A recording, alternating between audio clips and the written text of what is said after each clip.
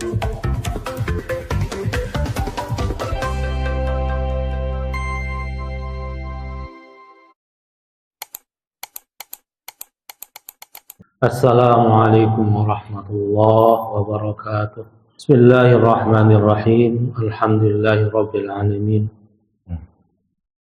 Wassalatu wassalamu ala asyrafil anbiya'i wal mursalin sayyidina wa maulana Muhammadin wa ala alihi wa ashabihi ajma'in, amma ba'd. Fa ya ayyuhan nas usikum wa nafsi bi taqwallah faqad fazal muttaqun. Hadirin hadirat rahimakumullah. Sebelum kita mulai, hadirin, kita ingatkan bahwasanya bagi yang Muharramnya malam hari Ahad kemarin berarti sekarang sudah tanggal 8, maka Seninnya itu sudah tanggal 9, Selasanya tanggal 10. Rasulullah SAW ketika hijrah dari Mekah ke Madinah, ketika tanggal 10 Muharram mendapati orang-orang Yahudi di Madinah pada puasa tanggal 10 Muharram. Kemudian beliau tanyakan, limadza sumtum, kenapa kalian puasa pada tanggal 10 Muharram? Orang-orang Yahudi tadi menjawab, syakarna lillahi azza wa jalla hamdan wa farhan.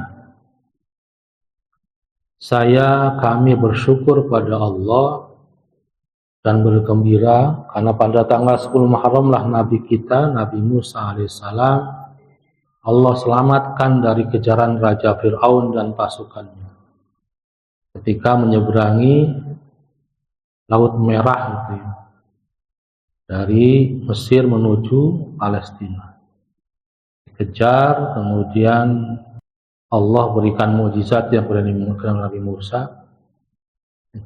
Ketika melemparkan tongkatnya, maka laut itu terbelah dan menjadi jalan bagi Nabi Musa dan umatnya. Ketika itu sedang di ujung tanduklah Nabi Musa dengan umatnya. Ya Musa, bagaimana ini? Kita sudah bisa kabur dari Mesir, tapi Fir'aun dengan pasukannya mengejar kita di belakang kita, dan jaraknya sudah dekat. Depan kita ini lautan, mau kemana kita lari lagi? Wah, umatnya menghujat semua. Nabi Musa juga sama, manusia biasa. Dan mukjizat itu Nabi Musa nggak tahu. Yang dikasih tahu ketika beliau naik Gunung Tursina itu, dalam Al-Qur'annya, madza yaminika ya Musa, hiya 'asaya tawakkal 'alaiha wa husbiha ala ghanam wa liya fiha ma'aribun ukhra alqi 'asaka fa hiya hayatun tas'a. Itu kan dikasih tahu sama Allah. Apa yang di tangan kananmu itu, wahai Musa? Ini tongkat saya yang saya jadikan sebagai jalan itu biar tegak, dan saya gunakan juga untuk menggiring kambing-kambing saya. Ini kisah ini luar biasa. Ketika Rasulullah SAW bertemu Nabi Musa, ini mimpinya Imam Ghazali. Rasulullah itu membanggakan umatnya terhadap Nabi Musa. Nabiullah Musa, umat saya itu, para ulamanya itu setara dengan para nabi. Nabi Musa protes, bagaimana seorang ulama, seorang kiai, seorang alim itu setara dengan nabi derajatnya. Kalau nggak percaya, kata Rasulullah, itu salah satu umat saya, Imam Ghazali datang. Terus Nabi Musa nanya, siapa kamu? Saya, sebutkan namanya sampai ke ujung kakeknya semua terus. Kata Nabi Musa, wong ditanya nama saja kok nyebutnya sampai panjang banget sih. Kata Imam Ghazali jawabnya dengan cerdas. Saya masih mending daripada Anda. Saya ditanya sama Anda, orang yang tidak tahu sama sekali. Sementara Anda ditanya sama Allah, padahal Allah zat yang maha tahu. Anda terangin semuanya. Hiya asawa atawaka alaihi wa wasallam. Padahal Allah tahu. Allah tanya, ya Musa, apa di tangan kanan kamu? Ini tongkat saya gunakan untuk berjalan dan menggiring domba. Padahal yang nanya zat yang maha tahu, Allah. Nah, saya jawab begini karena Anda bukan Allah. Kata Rasulullah, tuh kan? Oh ya benar. Dan Rasul dan Allah tidak menjelaskan bahwasanya tongkat Nabi Musa bisa membelah lautan. Yang dikasih tahu hanya ketika tangannya dimasukkan ke saku, maka bercahaya tangannya. Bukan penyakit. Dan juga dikasih tahu bahwasanya si tongkat itu ketika dilempar bisa menjadi ular untuk melawan fitnah tukang sihir dari Raja Fir'aun. Dan ada satu kisah lagi tafsir yang ditafsirkan sama Imam Nawawi ketika Nabi Musa ditantang sama Fir'aun untuk beradu kesaktian dan Raja Fir'aun mengumpulkan semua tukang sihir yang paling jago datang, dan ketika sudah kumpul tukang sihir ini nanya jenengan dulu kang lempar apa saya yang lempar. Tukang sihir nanya dengan sopan ke Nabi Musa, bukan menunjukkan kesombongannya gitu. Ketika sudah ngumpul semua, tukang sihir itu nanya, mangga Nabi Musa dulu yang lempar menunjukkan sihirnya atau saya? Kata Nabi Musa, bal alku, silahkan dilempar dulu. Nah, tukang sihirnya melempar, berubah tambangnya berubah jadi ular. Kemudian di ayat berikutnya adalah ketika Nabi Musa melemparkan tongkatnya berubah jadi ular dan mengakan ular-ular tukang sihir tadi, tukang sihirnya kan sujud semua dan masuk Islam, beriman kepada Musa. Bahkan Raja Fir'aun mengatakan ini kabiruhum, Nabi Musa itu kepalanya tukang sihir. Nah, tukang sihirnya masuk Islam semua.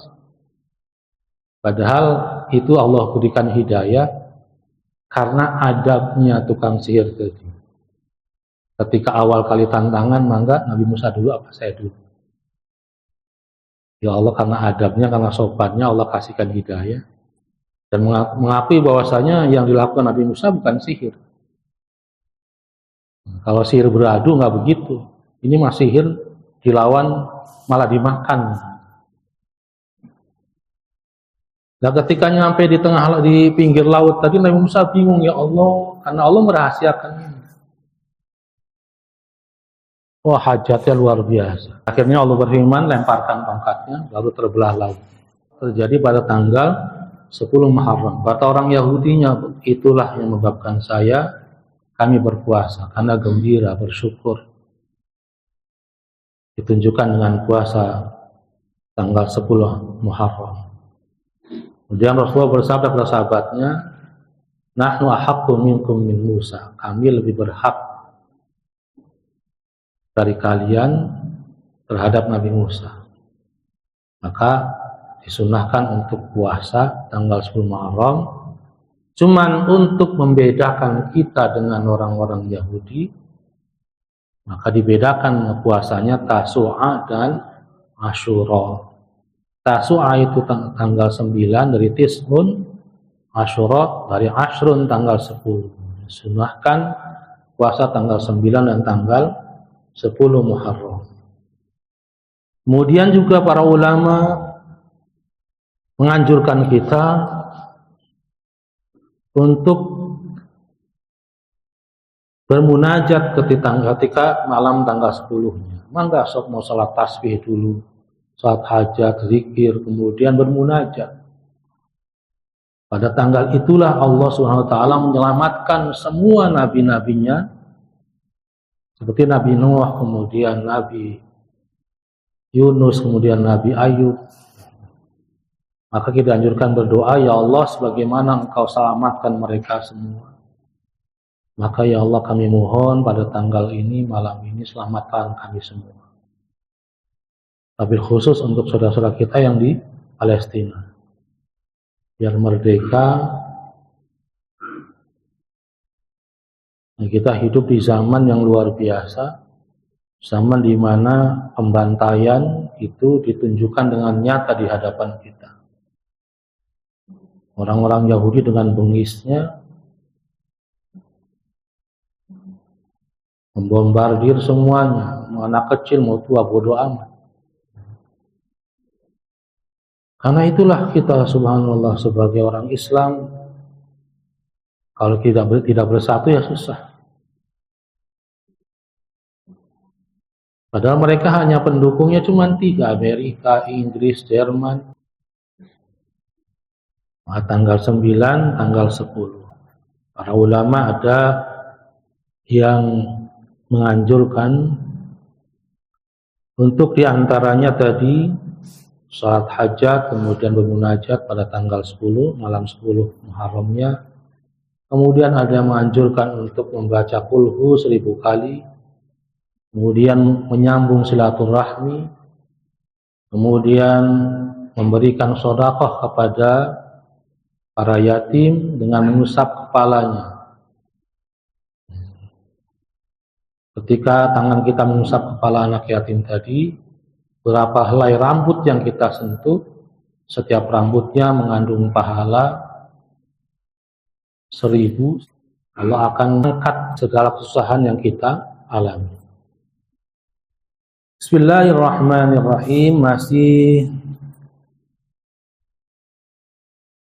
menyambung tentang berbakti kepada kedua orang tua. Wayam bagi lil walidi an yu'ina waladahu ala birrihi bi'adamil istiqsa'i alaihi fi talabil huquqi wala siyama fi hadha az-zamani alladhi azza fihi wujudul birri wa kathura fihi wujudus syarri wa syarrul walidi ya'uddu abarra awladihi man lam yusi'i ilaihi minhum.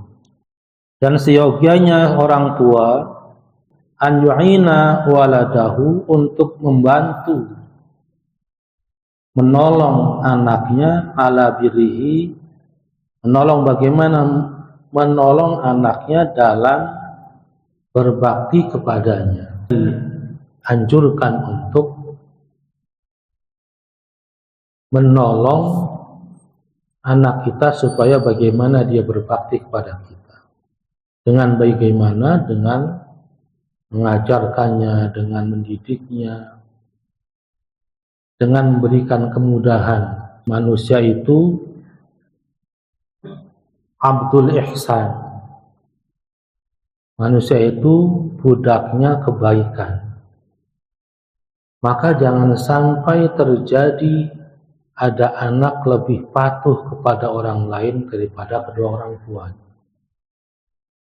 Gus Baha menceritakan bahwasanya ada orang tua ngadu ke dia. Orang tua ngadu ke Gus Baha, kenapa anak saya lebih senang dipanggil tetangganya, lebih nurut mereka daripada saya. Dan bapaknya itu terkenal soleh, rajin sholat, rajin puasa, akan tetapi bapaknya tidak membantu anaknya untuk berbakti. Kenapa? Sedikit-sedikit gak boleh, sedikit-sedikit gak boleh, ini gak boleh, itu gak boleh. Anaknya minta beliin sepeda gak dikasih, padahal mampu dia untuk beli sepeda. Anak minta beli TV gak boleh, gak dikasih, padahal mampu. Karena TV itu bahaya, macam-macam. TV itu bahaya, banyak mudorotnya, gak boleh. Rada gede anak yang minta beli motor, gak dikasih. Ketika anaknya tadi, tangganya, si bapaknya tahu tangganya itu kurang soleh, jarang jamaah atau bagaimana, main ke situ. Tetangganya, dulu ada temennya, ada TV, ada apa, sehingga ada motor, dipinjemin motor, diajarin motor. Karena manusia itu abdul ihsan, dia hamba kebaikan. Anaknya jadi bentongor, anak jadi kurang ajar, lebih nurut ke orang lain daripada bapaknya. Karena pola bapaknya salah, kaku. Hanya tahu mudorotnya saja. Kalau kita tahu itu mudorotnya ada, tinggal dikasih waktu, dikasih disiplin boleh. Kayak zaman sekarang Pak, ya luar biasa. HP ini luar biasa. Jangankan sama orang tua, anak bayi aja umur udah megang HP, coba bayang. Ini sudah nggak bisa kita cegah sudah. Pasti kita nggak bisa nyegah, nggak bisa ngelarang, nggak boleh, nggak bakal saya bikin HP, nggak bisa, nggak bisa Pak. Kita bisa membelikan, tapi bisa juga mengarahkan. Sudah jam sekarang udah nggak boleh megang HP kecuali ketika libur, kan bisa. Daripada dia anak kita akhirnya ada yang ngasih dan lebih nurut sama orang lain dan menjadi durhaka kepada kita, kita menjadi asbab, menjadi penyebab kedurhakaan anak kita. Padahal kita di sini dianjurkan untuk membantu supaya anak kita bisa berbakti sama kita. Dengan bagaimana? Menyediakan fasilitasnya. Apa yang dibutuhkannya.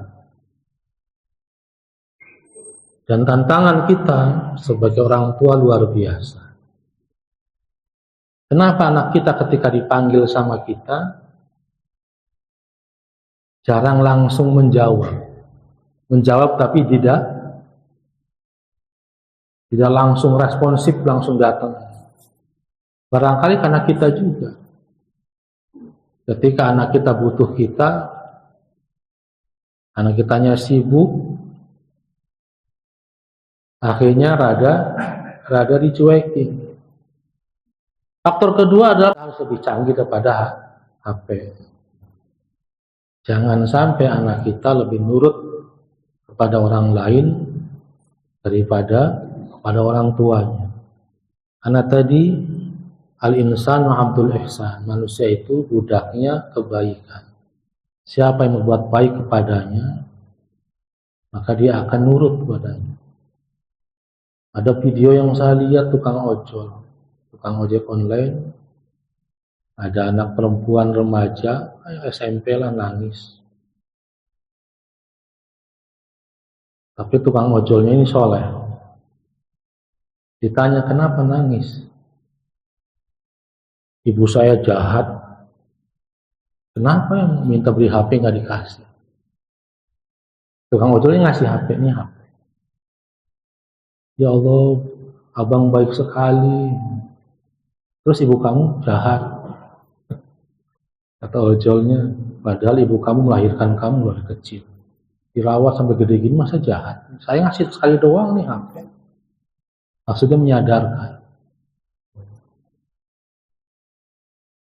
Jangan sampai kayak pepatah, panas setahun dihapus dengan hujan sehari.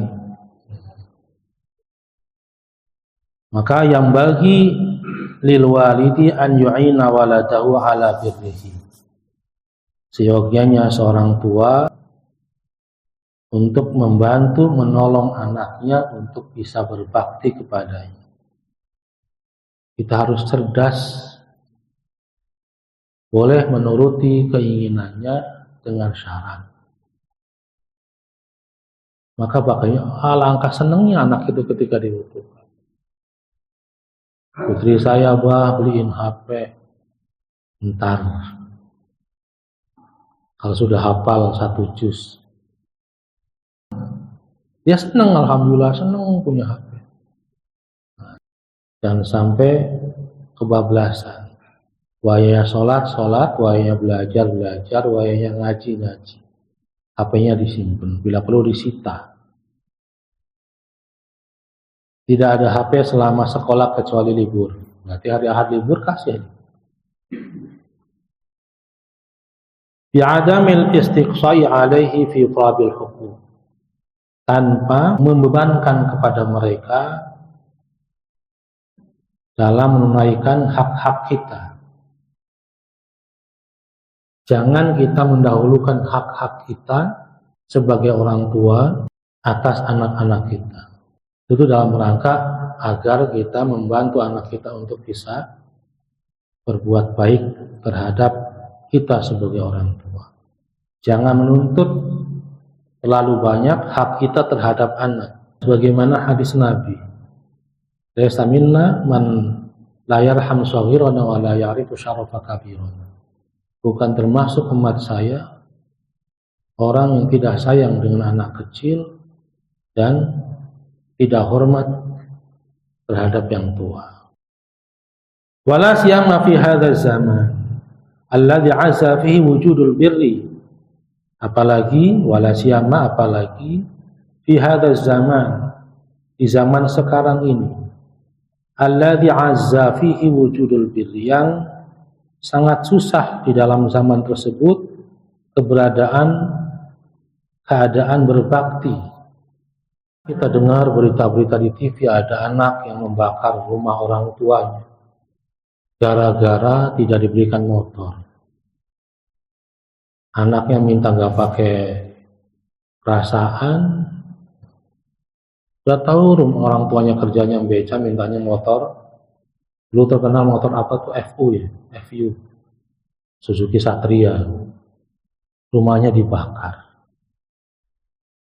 Nauzubillah min dzalik. Ada sama orang tuanya dibunuh. Ada lagi berita anak gugat orang tuanya, gugat warisan.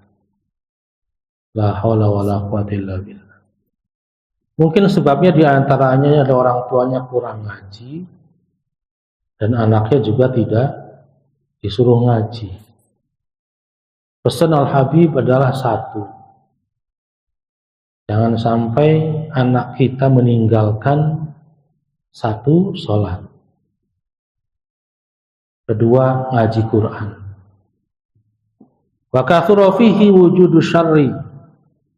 Dan pada zaman sekarang ini, wa kathura, dan banyak, fihi, di zaman sekarang, wujudu syarri, adanya keburukan.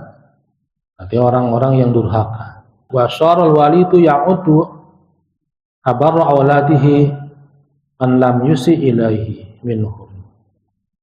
Wa syarra, maka menjadi al-walidu, orang tua, ya'uddu abarra awladihi, menghitung, sehingga saking tidak adanya, saking susahnya pada zaman sekarang anak yang berbakti dan banyaknya anak yang durhaka, sehingga wasarul walidu, orang tua tadi menjadi ya'uddu, menghitung kebaikan anaknya, man lam yusi ilaihi minhum, selama tidak menjelekkan ilahi kepada walid minhum, dari anak-anaknya. Wa qala Rasulullah sallallahu alaihi wasallam, Rasulullah SAW bersabda, rahimallahu walidan a'ana waladihi ala birrihi. Rasulullah bersabda, Allah menyayangi orang tua yang membantu menolong anaknya atas berbakti kepadanya. Sampai Rasulullah mendoakan, dengan hadis ini Rasulullah mendoakan Allah, semoga Allah menyayangi orang tua, memberikan rahmat pada orang tua yang menolong anaknya untuk berbakti. Nah, di antaranya salah satunya membantu anak kita untuk berbakti adalah dengan memberikan kebaikan-kebaikan. Nuruti apa maunya, tapi dengan syarat. Jangan sampai ada anak cerita ke temannya, bahwa ini kita galak, medit, waduh. Tapi dalam rangka mendidik pada anak boleh, minta uang nggak dikasih, tapi caranya bagaimana? Didik anak kita. Anak kita laki-laki, minta sama kita uang, supaya dia tahu bahwasanya nyari duit itu nggak gampang. Padahal ujung-ujungnya dikasih. Tujuannya untuk mendidik nih, nak, nyari duit itu begini, yang halal tuh begini. diajak kerja, dibawa ke kantor. Wa 'alaika bisilatil arhamil aqrab fal aqrabu bil ihsani ila jiran al adna baban al adna wa qala Allah ta'ala wa'budullaha wa la tusyriku bihi syai'an wa bil walidaini ihsana wa bizil qurba wal yatama wal masakin wal jari dzil qurba wal jaril junubi was al-ayah wa sahibil jambi. Kita hendaknya menyambung tali silaturahmi al-aqrab terhadap kerabat kita. Al-aqrabu bil wabil ihsan ilal jiran. Yang paling dekat ya, kita hendaknya menyambung silaturahmi terhadap kerabat-kerabat yang paling dekat. Wabil ihsani ilal jiran, dan berbuat baik terhadap tetangga kita. Al jiranil adna, tetangga yang paling dekat, baban, pintunya dengan rumah kita. Al adna baban fal adna adalah tetangga yang paling dekat dengan kita, adalah tetangga yang paling dekat pintunya dengan rumah kita. Hendaknya menyambung silaturahmi pertama dengan kerabat dekat kita dulu. Kemudian lanjutnya adalah dengan berbuat baik dengan tetangga yang paling dekat pintunya dengan rumah kita. Wa qala Allah Ta'ala, sebagaimana firman Allah Ta'ala, wa'budullaha wa la tusyriku bihi syai'an wa bil walidaini ihsana. Dan sembahlah Allah dan jangan menyekutukannya dengan sesuatu pun, wabil walidaini ihsana, dan terhadap kedua orang tua berbuat baik, wabidzil qurba, dan terhadap kerabat-kerabat, wal yatama wal masakin, dan orang-orang anak-anak yatim dan orang-orang miskin, wal jari bil qurba, dan tetangga dekat, wal jari bil junubi, dan tetangga di samping. Al-ayat. Waqad abarallahu bil ihsani ilal qarabati fi mawadi'in adidatin min kitabil aziz. Dan sungguh Allah telah memerintahkan kita untuk berbuat baik ilal qarabah, terhadap kerabat, fi mawadi'in adidatin, di tempat yang banyak, min kitabihil aziz, di dalam kitabnya Al-Quran. Jadi ayat-ayatnya banyak sekali yang memerintahkan kita, Allah memerintahkan kita untuk berbuat baik terhadap kerabat. Wa qala Rasulullah sallallahu alaihi wasallam, dan Rasulullah SAW bersabda, as-sadaqatu 'alal qarabati shadaqatun wasilatun. Rasulullah bersabda bahwasanya sedekah terhadap kerabat itu adalah sedekah yang menyambungkan, sedekah dan menyambung tali silaturahmi. Siapa orangnya yang ingin dipanjangkan umurnya dan diluaskan rizkinya, falyasil rahimah, maka hendaklah dia menyambung tali silaturahmi. Untuk mengaplikasikan hadis tersebut, merealisasikan hadis tersebut, ada namanya membuat jamiahan, pengajian seminggu sekali. Ada yang bikin tahunan jadi reuni. Reuni itu termasuk daripada pengamalan hadis Nabi tadi. Ada lagi arisan. Kalau orang bikin arisan nawaitunya untuk silaturahmi, luar biasa, Pak. Asal jangan ada embel-embel lain. Jangan sampai ada arisan minggu ini dikocok, yang keluar si anu tapi di belakang sudah bilangin dulu. Nanti kalau dikocok saya yang dapat ya. Nanti saya berapa persen buat itu. Enggak boleh itu. Wallahu a'lam bishawab. Mari kita sama-sama tutup dengan doa kafaratul majlis. Subhanakallahumma bihamdika asyhadu an la ilaha illa anta astaghfiruka wa atubu ilaik. Assalamualaikum warahmatullahi wabarakatuh.